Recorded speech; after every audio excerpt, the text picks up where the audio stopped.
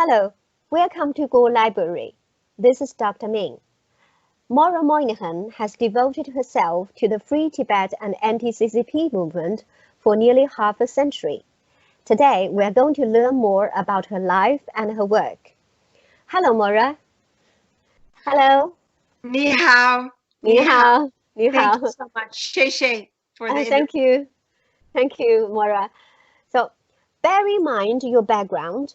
You apparently have chosen a difficult path and have given up a lot.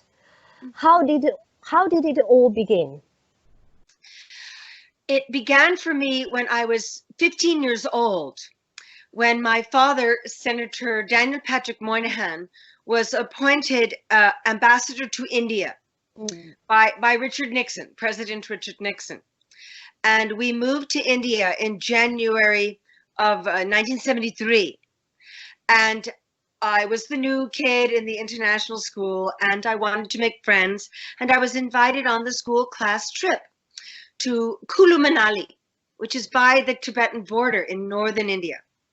So we got into these vans and we drove north, and I saw all these Tibetan road workers building, which is now the Kangra Highway. And I said to my Indian host, what are all these Tibetans doing here? And they said, China has invaded their country, and they've taken flight to India like His Holiness Dalai Lama. And I could see these people were working very hard. They looked very, very frightened. It was only 11 years after the India-China War. I call it the India-China-Tibet War of 1962. And so we get to Kulu Manali. It is one of the most beautiful places in the world. And this magnificent valley, and you can see the Himalayas. And then we went to the Rotang Pass. The Rotang Pass was one of the oldest passes that linked India and Tibet for centuries. Tibetans would come down and they would trade salt. It was the old salt trade for silks and spices. And this went on for many, many centuries until 1959, with the escape of the Dalai Lama. Then all of these passes were closed, sealed tight, and it cut Tibet off from the rest of the world. And when we went to the Rotang Pass, I could see People's Liberation Army soldiers with guns, with the red star on their green caps. They looked very frightened. And further down, there were Indian soldiers as well. And I saw barbed wire. And then there was a Tibetan with our group who said, now you've seen it, now we have to go. But that never escaped my mind. But what's going on here? How come we don't know about this? The Cold War was going on, and information didn't move as quickly as it does now. But still, this is very significant that Tibet has been occupied by China. How come there's news blackout about this? So there were several Tibetans in my school in New Delhi from whom I learned about the genocide inflicted on the Chinese people by the CCP, and that 6,000 monasteries were destroyed. They were looted of their gold and silver and artwork and then burnt to the ground. And monasteries were not just one building, they were like townships. The monasteries in Tibet were enormous.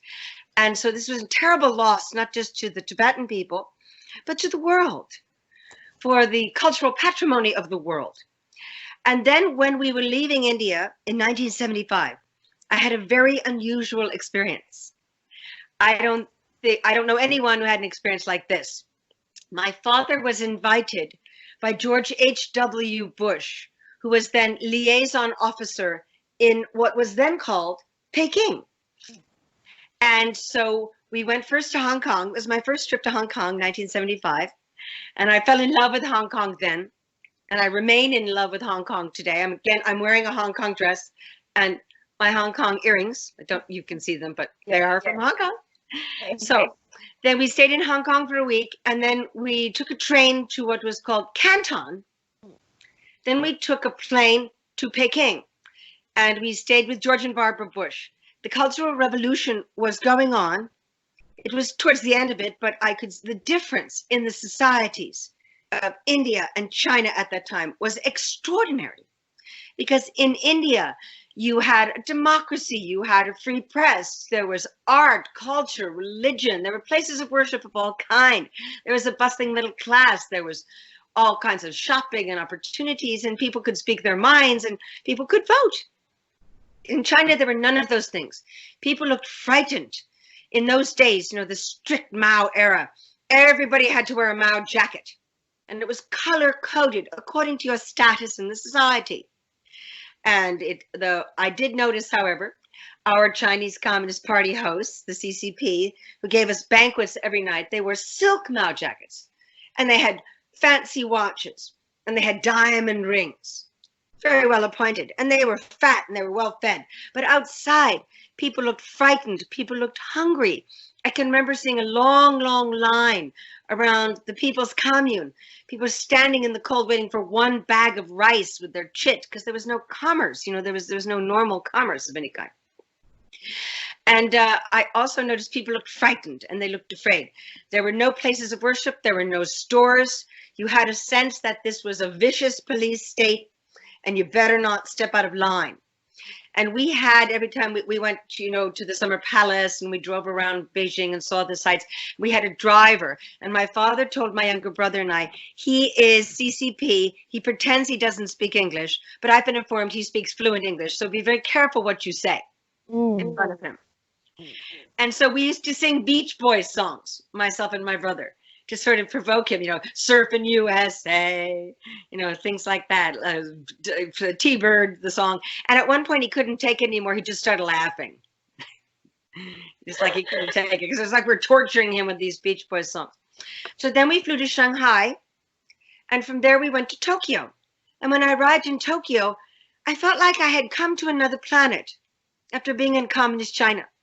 And I felt such incredible sympathy for the people in China, because they didn't have to live that way. How come in all these other countries in Asia, people had freedom of expression, freedom to practice their religion, to be artists, to be poets, and in China, they didn't have any of these things.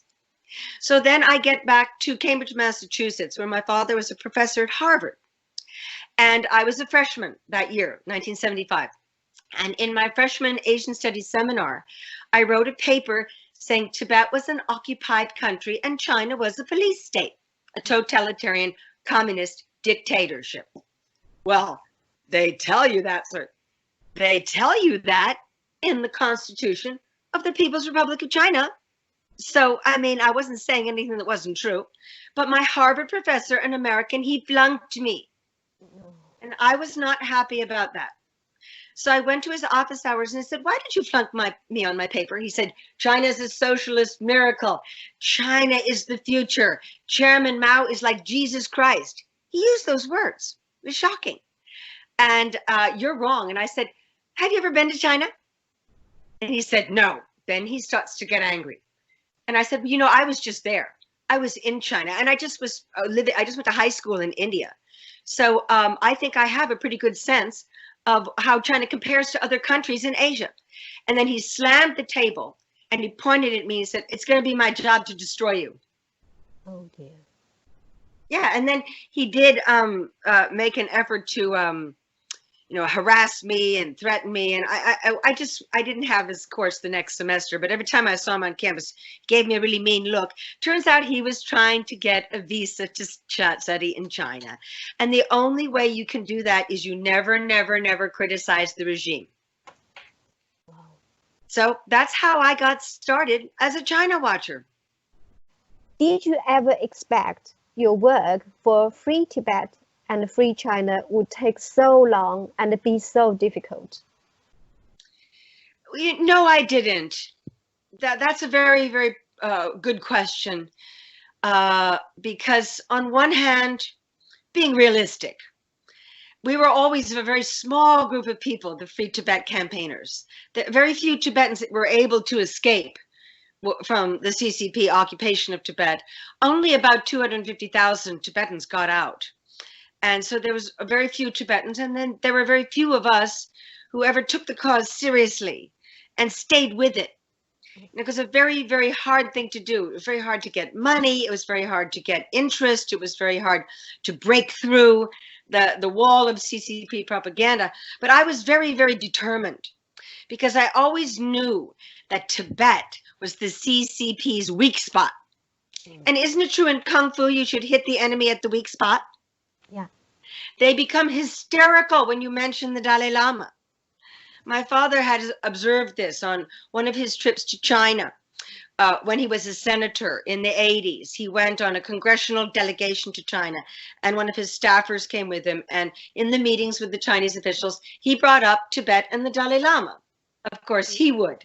And the CCP officials slammed the desk and they started screaming, Tibet is part of China. The Dalai Lama is a killer and a murderer and a liar. And then they pointed at the Americans, go, you had slavery and Indian reservations, so you can't tell us what to do. And the other senators all sadly just kind of said, you're right. And they kind of very cowardly said, let's drop the topic. But my father didn't. He said, yes, we had slavery. Yes, we had Indian reservations, but we don't have them now, and we admit to it. And that was in the 19th century, and we've tried to progress as a nation. And just because we did it doesn't make it right for you to do it. And that stunned them. My father's aide said that stunned them. They just didn't know how to answer. Somebody actually talked back to them, because the CCP are bullies. As all of the Guo Library listeners know, they're bullies. So you got to stand up to a bully. So anyway, I was kind of hoping that there would be enough interest and enough support, that the movement would eventually lead to a transformation of the Chinese attitude towards Tibet and a loosening of the hard line of Tibet. But after Bill Clinton gave them permanent normal trading relations in 1994, when I got arrested in front of the Chinese embassy in Washington, well, that kind of killed it. I'd like to tell your viewers one more story. I went to Tibet right after I got arrested in front of the PRC embassy.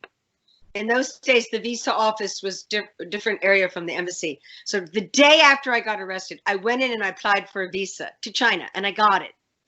Then I flew to Kathmandu, and I paid a bribe to somebody under the table to get a Tibet permit in my passport. And then I flew to Lhasa from Kathmandu. So 2 months after my arrest, I was in Tibet. And there were pictures of the Dalai Lama everywhere.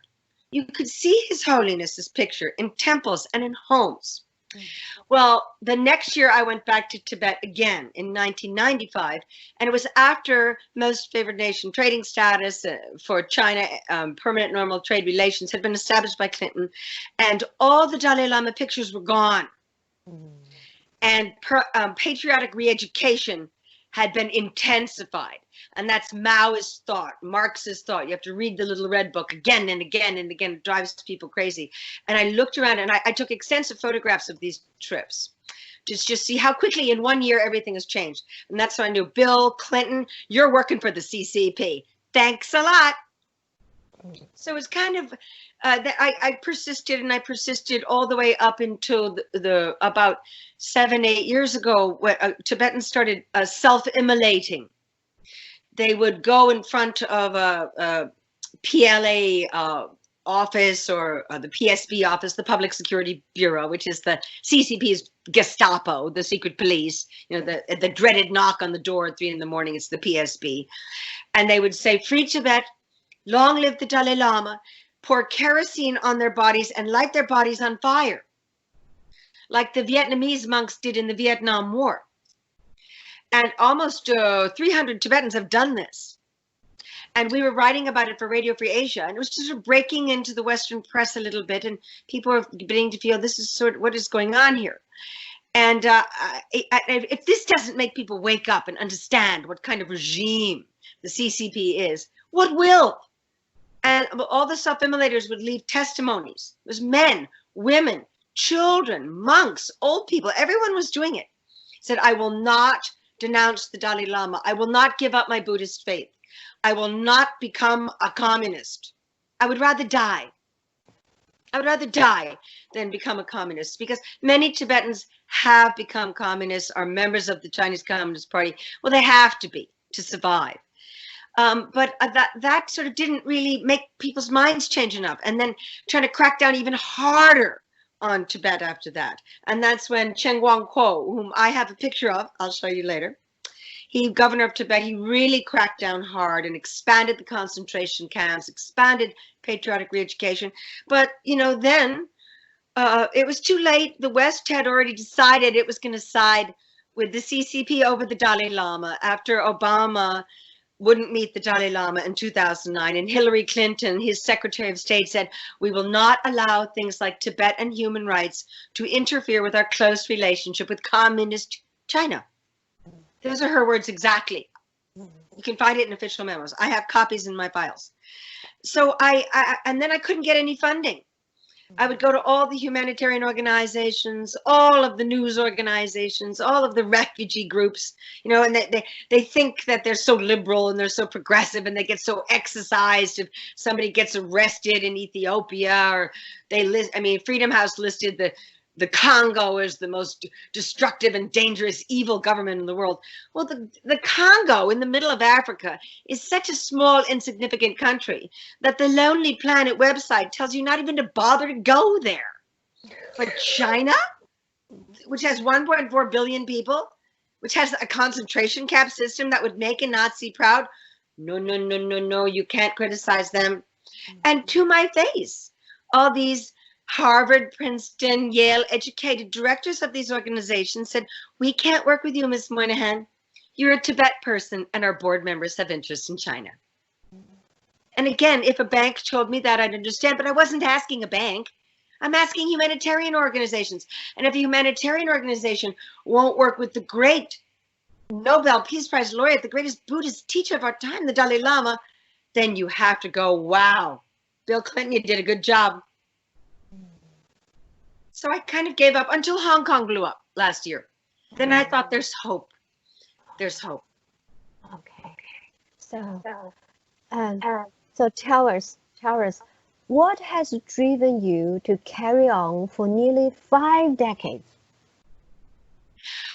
My very strong belief that the CCP is a danger to the world. Right. That is the enemy of the Chinese people and the enemy of mankind. And that one day, if the West didn't contain China or isolate China like it did the Soviet Union, and they've done the opposite of what they did at the Soviet Union, the West has integrated communist China into the World Trade Organization, into all of our institutions, normalized the CCP, normalized torture, normalized concentration camps. And I knew, I had a strange vision, Ming. In 2013, I was in Kathmandu reporting on the self-immolations in Tibet. I was on the top of my hotel, the Hotel Tibet in Kathmandu, and you can see the edge of Tibet from the top of the hotel. You can see the snow mountains. And I'm not given to visions. I'm not a very good meditator. You know, I wish I was, but I'm not. I thought in this life, I have to be the rabble rouser freedom fighter. You know, maybe I can meditate in my next life if I have one. But, and I had this vision that, oh my God, the CCP is going to create a catastrophic global event. And then and only then will people turn to us Tibet people and go, "Oh my God, tell us what you know about the CCP," when it's too late. And sure enough, that's what's happened with the CCP virus, isn't it? So I kept going because I believed that this day would come.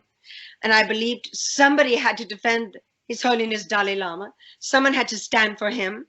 And I also believed that we were not helping the Chinese people by supporting the CCP. Doesn't anybody remember Tiananmen Square? Doesn't anybody remember Liu Xiaobo's writings and how he died in prison 3 years ago? He seems to have been forgotten, but not by me. I've painted several portraits of him. So I gave up also because I didn't give up because I was mad. I kept going, Ming, because I was mad, and I'm still mad. What were your most memorable moments? In all my years of fighting for the freedom of Tibet and the freedom of the Chinese people, I've had many memorable moments. But I think the one that will always stick in my mind is my second trip to Tibet in 1995. I went to Kham province in eastern Tibet because it was the Khampa soldiers that saved the life of His Holiness Dalai Lama.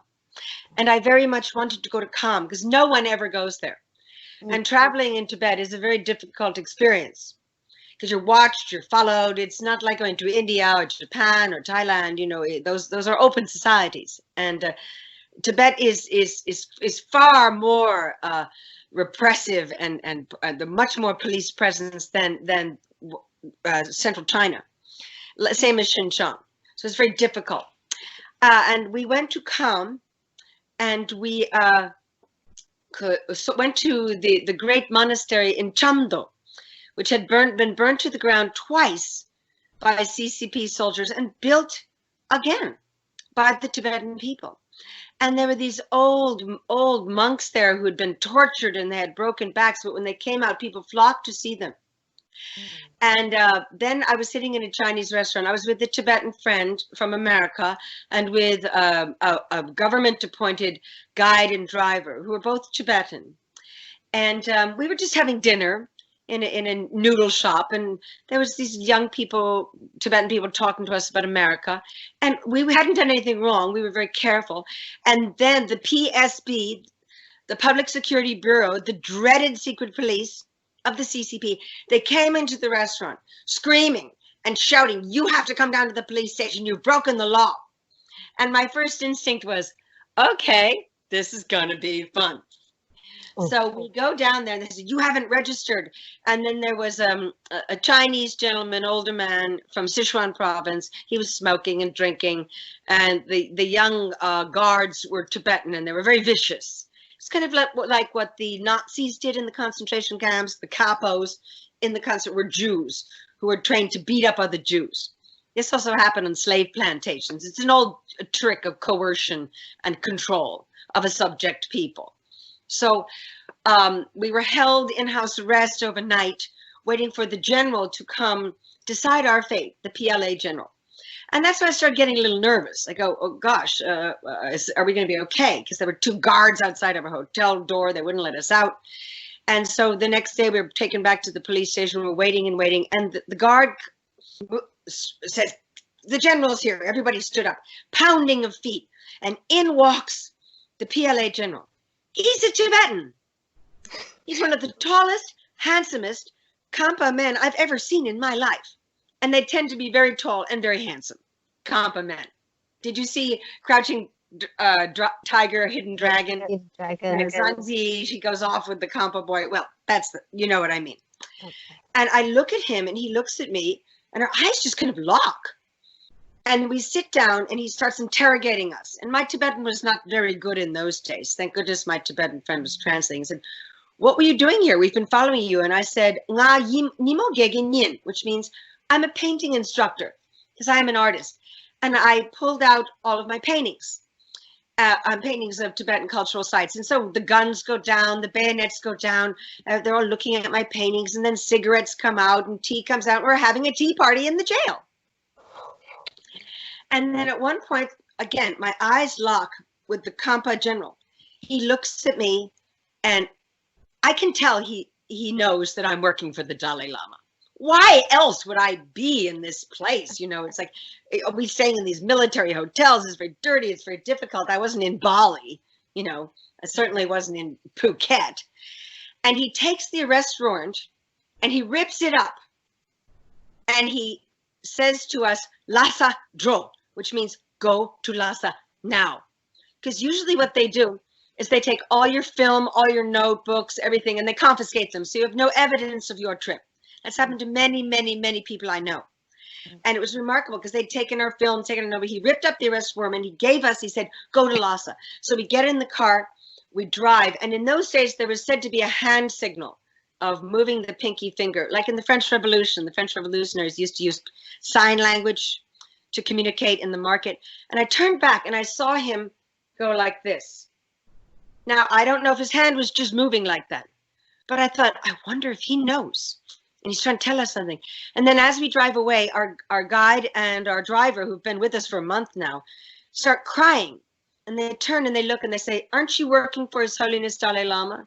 And I looked at my friend, I said, "Let's be honest, it could be a terrible risk," but we said, "Yes, we are." And said, "Then I want to show you something." The driver said, "My brother was a monk at Drepung Monastery. He was caught with a picture of the Dalai Lama and he was horribly tortured." So as we drove back to Lhasa, it's a 5-day trip, he took us to a safe house outside of Lhasa that was filled with young Tibetan monks who had been tortured. I saw people with eyes that had been gouged out. People's arms had been broken. Their fingers had been cut off. Some people who couldn't walk because they'd been beaten so badly. Their back had been broken. And we're taking pictures wildly. And we could only stay there for about an hour. But I'll never forget that sight of these handsome young men, all crippled and maimed. And then we left the next day for Kathmandu, and our heart was pounding the whole time. Because often what they'll do is they'll watch you to the end in Tibet, and then they'll pull you out of the line, interrogate you, and take all your evidence. But we made it on the plane. We made it back to Kathmandu, then made it back to Washington, where I testified in front of Congress. And I never forgot just like the sense of fear that people live with all the time in Tibet. And the sense of anger that Tibetan people live with as well.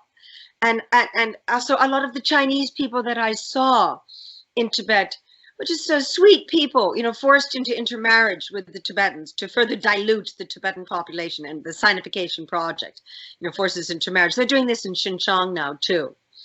But I could see that they were very unhappy as well.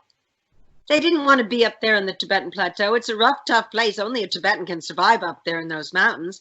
They wanted to be back in Sichuan province or Yunnan province, where they were from. And Tibet is the most militarized place I've ever been in my life. I've never seen so much militarization. And of course, all those weapons are now pointing down on South and Southeast Asia, India, Nepal, Thailand, Burma, Vietnam, Bangladesh, and they can hit them all in 20 minutes because Genghis Khan said, "He who controls Tibet controls the world." So that was my most memorable moment. That's marvelous. Mm-hmm. Yeah, thank you. Next question. How did your parents comment on your life choices? Well, of course they were supportive because I was doing something that was very positive and very important, but they were concerned that I was digging myself into a hole, and I would be blackballed and I wouldn't get work. And they were right. They were right. I can't get a job anywhere. You know, the Tibetan movement is so underfunded. And Richard Gere's organization would never take me because I don't believe that Tibet should be part of China.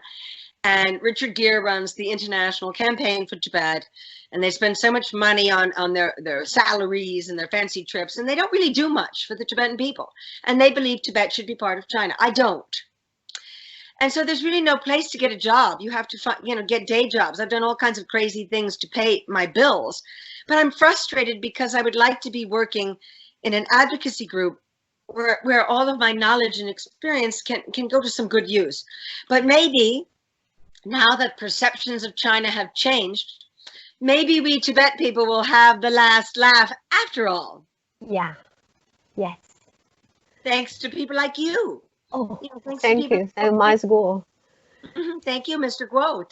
Thank you. She, Mr. Guo. Oh, yeah.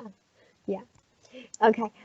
If you could go back to do it again, how would you do it differently? I'd marry a millionaire. Oh. So I could self-fund my work. Oh. But no, that I'm kind of joking. But yeah, I've asked myself that question many times, and I guess I wouldn't have done anything differently, because I don't want to have to die with shame.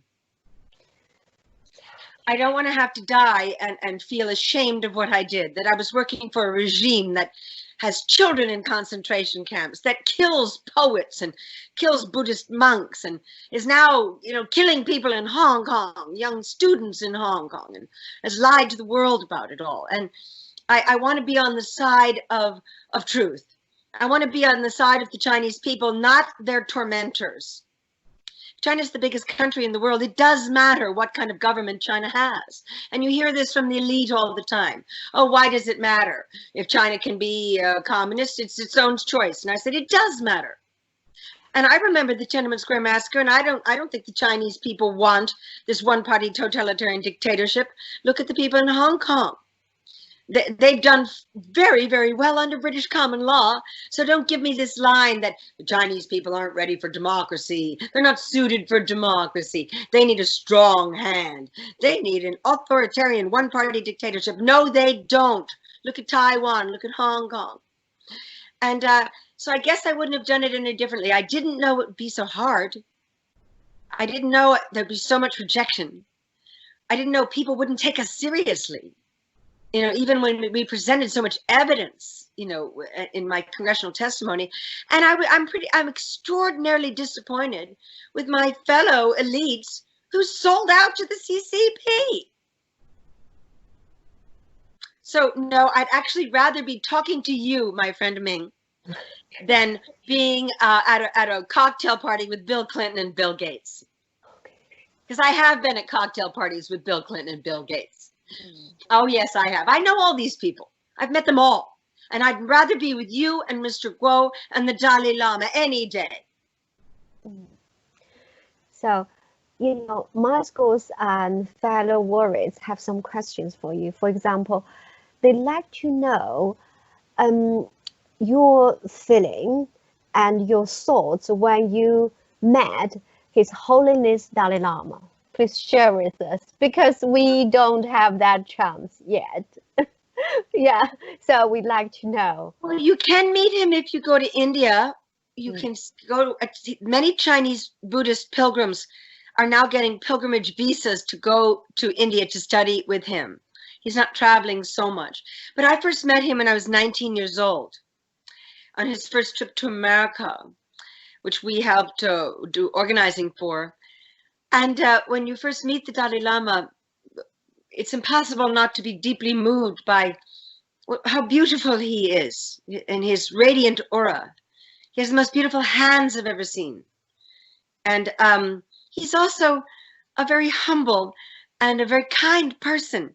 As he said when he won the Nobel Peace Prize in 1989 as a reaction to the Tiananmen Square massacre, the one time the Nobel Peace Prize got it right, and also, I mean, they haven't always got it right, they did then. He said, "I'm a simple Buddhist monk, no more, no less." And he always says that he wants peace with the Chinese government. And he wants to go back to Tibet one day. I'll tell you a very interesting story. It's in his book. It's translated into Chinese as well, and many languages. He wrote it in 1963, 64, after the India-China-Tibet War, and he was a young refugee in India. It's called My Land and My People. Yeah. And I was looking for a copy of it. I don't know, maybe I lent it to someone. It's my favorite book about Tibet. If you want to read anything, start with that book. It's not a long book. And there was a plot to assassinate him in Lhasa in 1959 by inviting him to a puppet show. And they'd used this trick, the CCP, many times. They said, you can come to the puppet show, you can't bring your bodyguards. And the High Lama would step into the tent for the puppet show, and an assassin would come from behind the curtain and slit their neck. Wow. So he was invited to this puppet show, and his bodyguard said, you can't go, you mustn't, they'll kill you. So he went into his shrine in the Nobulinka Palace, which I've seen in Lhasa. It's incredibly beautiful. And he prayed before Jigje Yamantaka, his protector, and said, what do I do? What do I do? And the oracle, Nechung oracle, which is a Tibetan monk, went into a trance and channeled the spirit of Nechung and said, you have to go to India now, right now. So His Holiness prayed for two things: a safe escape to India, and one day, a return to Tibet. Oh. And last time I saw him in Dharamsala a couple years ago, he pulled me aside. He said, Maura, my Tibetan doctor says I'm going to outlive the CCP. Oh. And I said, that's good news, Your Holiness. I'm so happy to hear that. Yeah. So you may have a chance to meet him one day. Okay. Hopefully, yeah. Okay. Also, our fellow warriors like to know how you, to just tell us how your view about Nixon and Kissinger's Chinese policy. Oh, well, I've known Henry Kissinger since I was very, very young, because he and my father were both professors at Harvard together in the government department. And his daughter was in my school in Cambridge, Massachusetts, a lovely lady. And Dr. Kissinger is still alive. And we interviewed him for a film I produced about my father. And I see him, you know, from time to time at functions in New York. And he and my father were colleagues. They were never friends. And I think the Kissinger doctrine has obviously been a terrible, terrible failure. I've always wanted to say that to Dr. Kissinger, but you know, I feel unless I could really get him alone in a room, you know, why bother at doing it at a New York function? But there's a very interesting memo from Nixon, where Nixon said, you know, we don't want to isolate China because there's a danger to that, but we want to bring China into the family of nations to hope that they will transform their political system and they will evolve. But Kissinger had a different view. Kissinger's view is, let's just use them to contain the Soviet Union, let them keep their communist system if they want.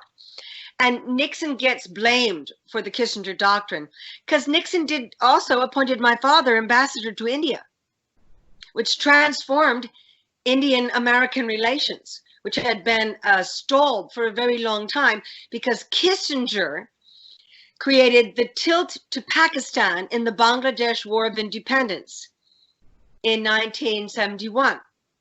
70-71, Bangladesh was East Pakistan. And there was a liberation movement, and West Pakistan was extremely brutal to the Bangladeshi people, the people of what was part of Bengal before partition. And my father went on television in Boston and excoriated the Pakistani government for this. And Richard Nixon saw this and said, I want you to be my ambassador to India to correct the imbalance between the world's largest democracy, India, and the world's richest democracy, America. And my father did that. So, you know, Richard Nixon history's treating him kinder as they look back, you know, after the Watergate thing. But I think the Kissinger doctrine was a disaster. And what I've noticed is that after the Berlin Wall came down in 1989, and after Mikhail Gorbachev allowed the peaceful dissolution of the Soviet Union, which was one of the great events in history, he was my hero, Mikhail Gorbachev. He's still alive. He's one person I would hope to meet one day. He lives in Russia. And the rationale for the Kissinger doctrine was gone, because the whole purpose of building up China was to contain the Soviet Union. Well, there's no Soviet Union anymore, but our China policy continued just as it was, which is special relationship, special engagement. Don't criticize them, you know, don't talk about political reform, any of those things. And that turned out to be catastrophic, because now we have the CCP virus infecting the world, and the CCP will not share information. They won't allow doctors and scientists into Wuhan to try to find out where this virus came from. They've expelled American journalists. I notice also that the CCP ambassadors all over the world are becoming extremely bellicose and extremely vicious. Did you hear what the CCP ambassador to Canada just said? He said, Canada's taking all of our medical supplies, so they're good little boys, but America isn't, so America's evil. They're trying to divide Canada and America, two allies with an uncontested border in North America. And the French ambassador and the British ambassador in London, and the ambassador in Washington, he's a charming fellow. He's so CCP. And these guys have fooled so many elitists because, you know, they have cufflinks and they have a nice tie and they have a Savile Row suit, and, you know, when they play tennis and have a cocktail. So they don't dress like the Maoists I saw when I went to the PRC in 1995, but behind all the fancy clothes and the French cufflinks, they're hardcore Maoists, right? All of your Guo media people know that. But how come the elite doesn't know that? But even worse, do they not care? Do they think it's okay to be a Marxist and a Maoist? That's the real question I want to ask them. Which side are you on? Are you on the side of democracy and human rights? Are you on the side of the Hong Kong protesters? Are you on the side of Xi Jinping and Chairman Mao? What do you think are the reason for them to take the side of the CCP? That's a good question. I've asked myself that question almost every day of my life. Why? I think it's probably a combination of three things. Again, let's not forget the wonderful Jim Mann's important book, The China Fantasy, required reading. He said it was his worst-selling book. I've bought about 50 copies, give them to people. He said there's three scenarios that Western elites use to explain away communist China's crimes against humanity and their atrocities. One is that if we just give them enough money and they drink enough Coca-Cola, they'll change one day. Well, that hasn't happened. And then there's another theory, which is rather alarming, which is let them be communists as long as we can make money with them. So why did we fight the Cold War? And also, this is a very important book. If you really want to understand how the elites in this country think about communist China, read Doing Business in China for Dummies. And you have to be a dummy to buy this book. I just want to read you one little passage of this book, which explains so much. I mean, if I was a Chinese person, I would be so insulted by this book. And again, it's the project of Chang Shanghai, the American Chamber of Commerce. This is just absolutely disgusting. Behaving yourself in Chinese company. The Chinese people are known to be very humble, but they can also lose their temper quickly. So don't talk about controversial subjects. Avoid bringing up the subjects of politics, religion, Taiwan, the Dalai Lama, and Falun Gong. And one reason I know that this is probably the work of the CCP is they don't spell the Dalai Lama's name right. They spell it the way the CCP spells it, D-A-L-I. And it just says, there's also a little chapter in here about the Cultural Revolution. That is sickening. Sickening. It's called Send in the Red Guards. Send in the Red Guards. God, this book really is for dummies, isn't it? Okay.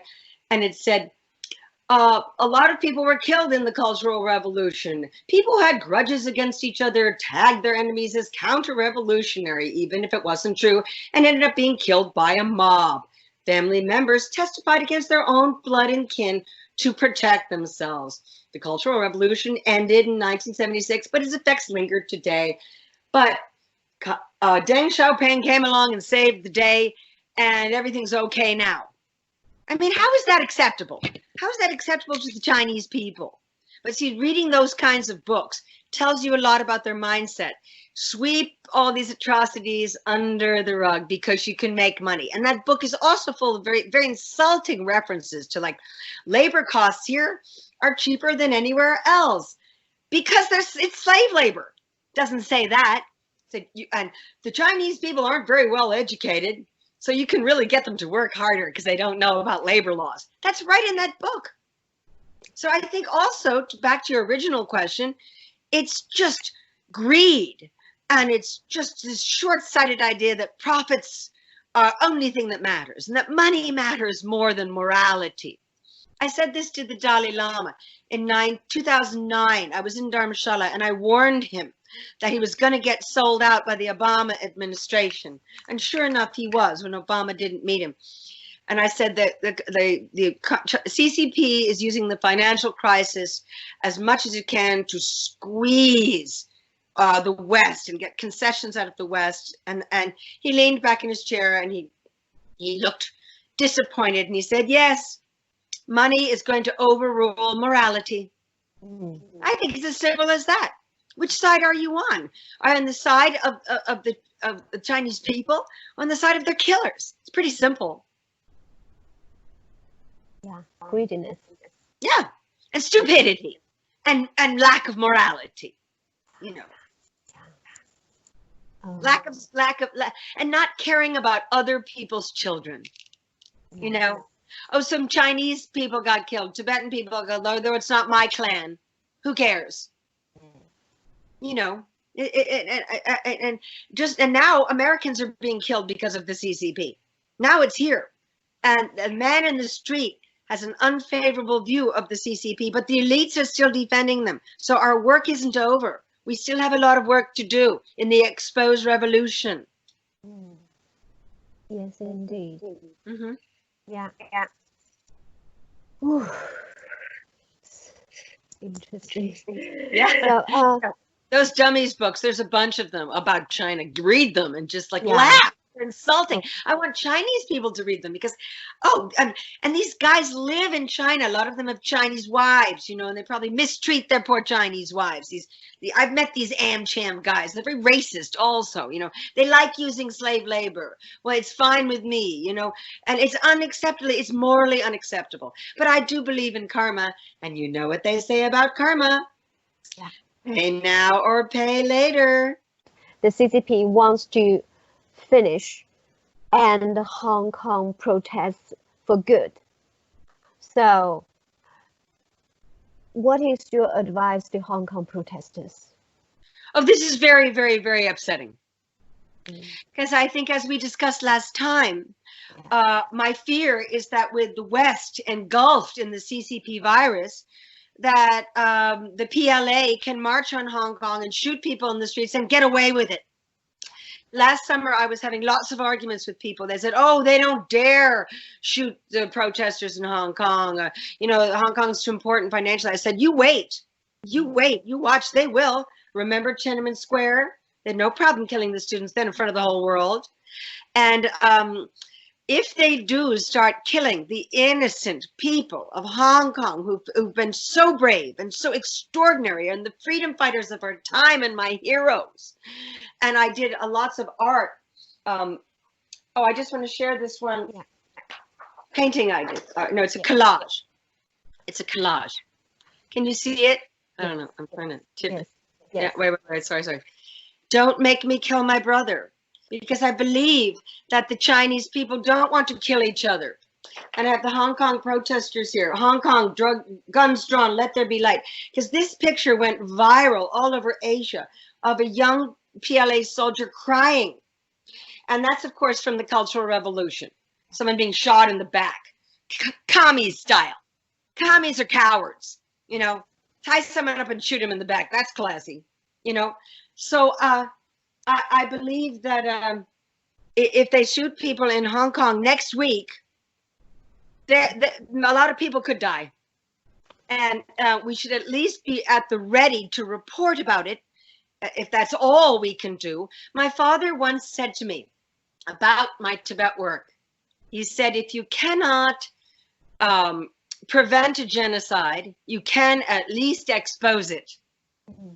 And I want you to use that with the exposed revolution. Use that phrase. Yeah. So I think my message to the Hong Kong people is that you are not forgotten.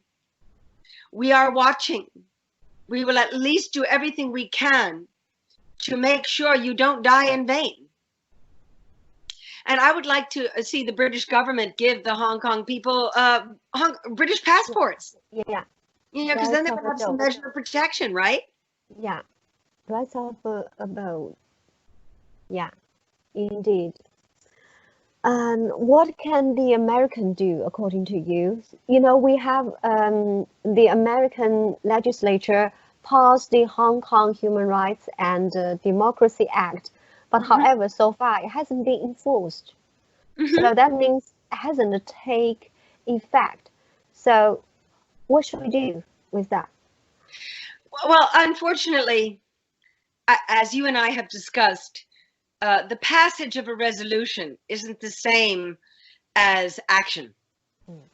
You know, it means that the government knows there's a problem in Hong Kong.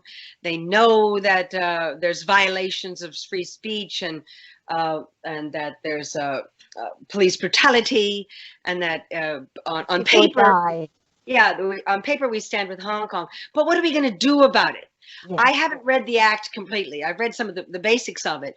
But does that mean if the Hong Kong people get shot and killed by the PLA, the American army is going to go in? Or NATO troops are going to go in? I don't know, and we'll have to see. And I think it's I think I would ask my American friends who now have a negative view of the CCP, which they didn't have 2 months ago. It took the CCP virus, the pandemic, to make people wake up to the deaths of our fellow Americans, to watch Hong Kong carefully, because this is how the CCP rolls. They lie, they break their promises. They called it the peaceful liberation of Tibet once upon a time, when they killed nearly 2 million people in Tibet. You know, one country, two systems. Oh yeah, really? No, don't see that working out. I think we have to watch and wait. Maybe it's a good time to flood the United Nations with letters. But I don't have a lot of faith for the United Nations. Here's another thing I want to share. My father's book, A Dangerous Place, about the United Nations. It's my favorite book he ever wrote, because it when he was ambassador, United States ambassador to the UN, the Soviet Union teamed up with a lot of Arab states to pass a resolution declaring Zionism a form of racism, which was a way to destroy Israel. And unfortunately, it really did have an effect of making Israel become a pariah and become hardline. And it sort of set the stage that totalitarian dictatorships can control the UN, which was created out of the ashes of the Holocaust. The UN was only created after World War II, after 6 million European Jews were killed. And so now I see the CCP taking over the UN. They just took over the Human Rights Council of the UN. And WHO. What? I'm sorry? WHO. Yeah. So I have my friend Anders Kaur, whom you should interview. He actually lives in England. He's American, absolutely brilliant. He has a great idea, which I encourage people to think about. We have in America legally the right to deny Chinese diplomats access to the United Nations because it's American soil. So we can prevent them from going into the United Nations building. Why don't we enforce that? Good idea. So it's about the CCP's infiltration into the international organizations. You think about it, it's terrible. It's terrible. Not just the Human Rights Council, but also WHO. Yeah. WHO. Thinking about that devastating impact. WHO. What has it done for this coronavirus? It's absolutely perfect CCP collaborator. What can you say?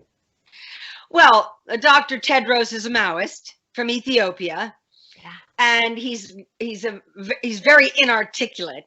His English is very, very poor. I've seen him speak. I had to struggle to listen to what he said. He's not even a doctor. And he was the previous head of the WHO was a Chinese communist, a woman. I'm forgetting her name. Margaret Chan. Margaret Chan. She's a Hong Kong native, but she's handpicked by the CCP. So she's a CCP running dog. Yeah. And she then picked this Tedros as her successor, because the CCP wants to be sure that it has full control over the WHO. So it all started from Margaret Chan, and now her successor, Tedros. So this is absolutely terrible. And according to my school's exposure, the WHO has very, very close partnership with the P4 lab in Wuhan, as well as the P3 lab in Hong Kong. It is very shocking. It's shocking. It is shocking. So my school said, just wait. The truth will come out. How the Hong Kong CCP running dog and the military force working in P4 lab in Wuhan and the WHO, how they have collaborated, to drag the whole world into this coronavirus pandemic. Yeah, they have. No, it's shocking beyond belief. And I absolutely supported President Trump when he said America was going to suspend funding to the WHO And of course, all the liberal class went crazy. And Nicholas Kristof, who is a New York Times columnist, wrote this scathing column about how Trump's crazy and this is madness and we need the WHO. Oh, really? I guess Mr. Kristof hasn't had anybody who got infected with the virus yet in his family. And, you know, it's like, you see all these, you know, sanctimonious columns coming out of the liberal elite. Well, you know, Mr. Kristof also wants to protect his access to China. He wants to make sure that he gets a visa to go to China, like the Harvard professor who flunked me when I wrote that China was a police state in 1975.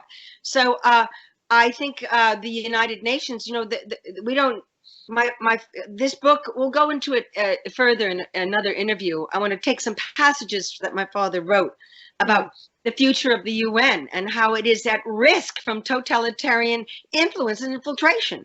And the founders of the United Nations certainly didn't want communist China to run the place. And I'll tell you another sad story. In the mid-50s, India was offered a seat on the Security Council. Pandit Nehru, the Prime Minister of India. And he had this grand vision of an Asian century post the colonial order. And there was this program called Hindi Chini Bye Bye, which means Indian-Chinese friendship. Turned out to be one of the great blunders of history. And Tibet was lost through it. And you know what Pandit Nehru did?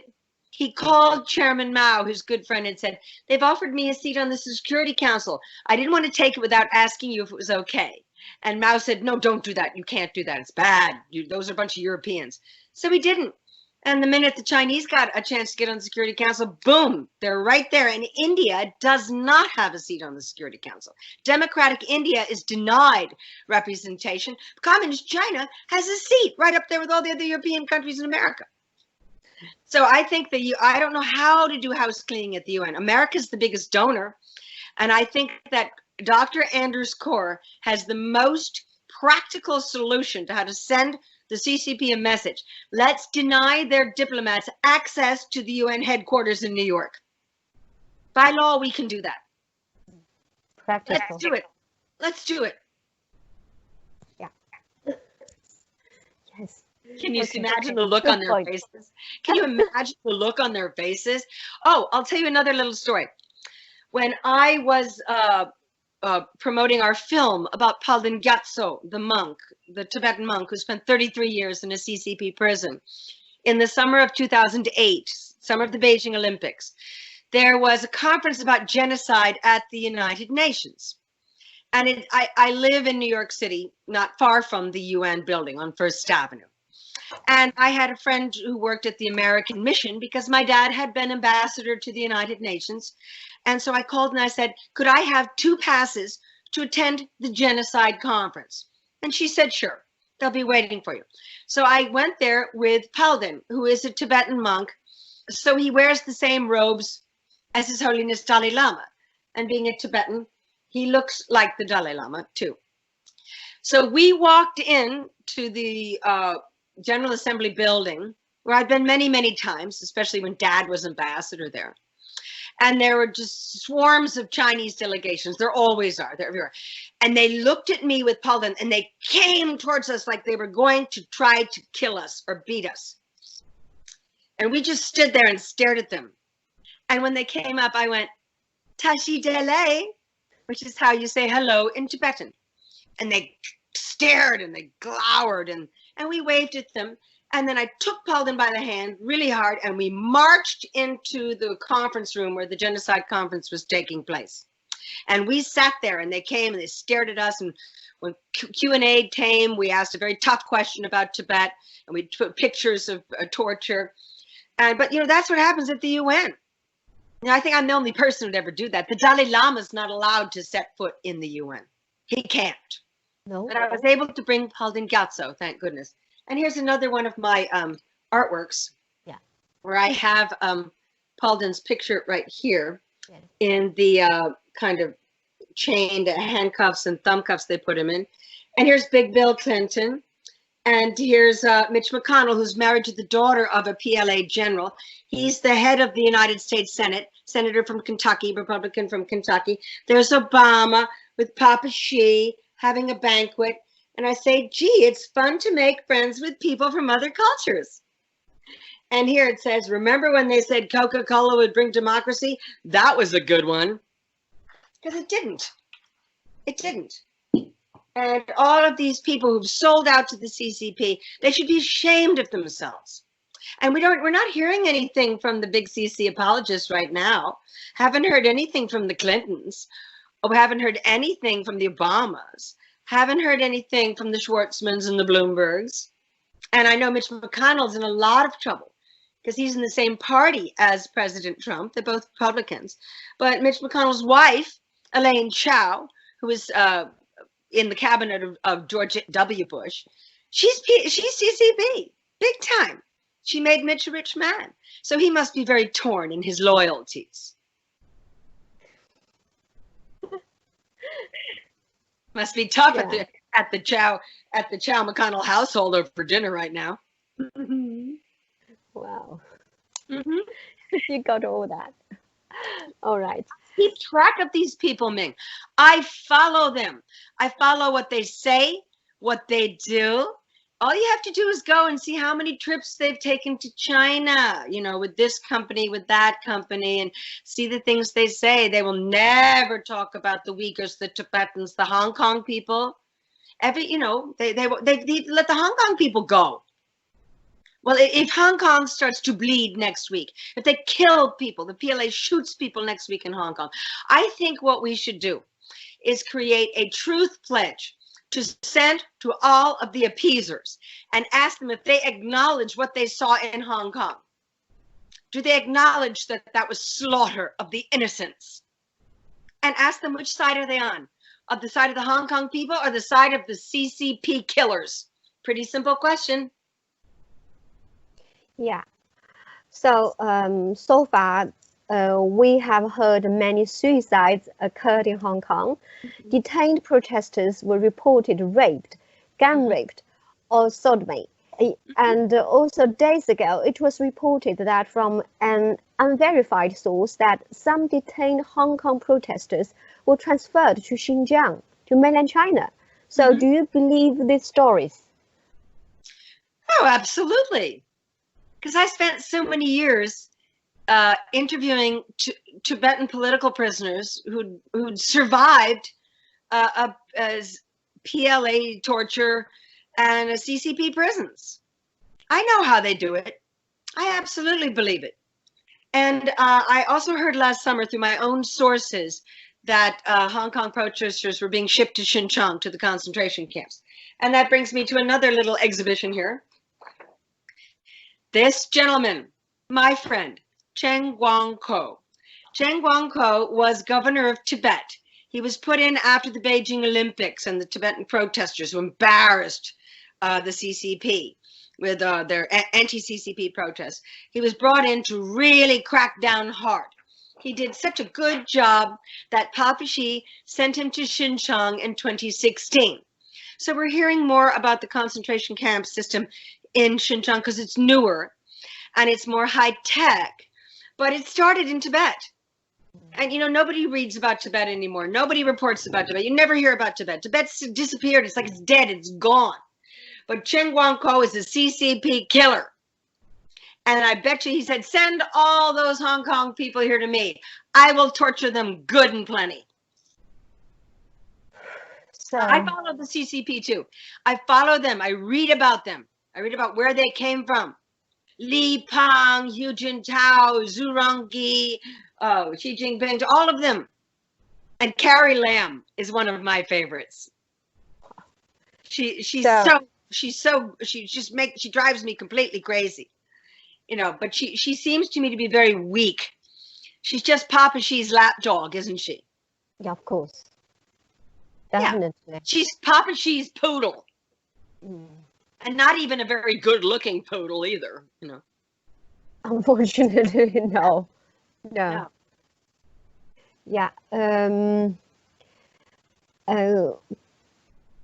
So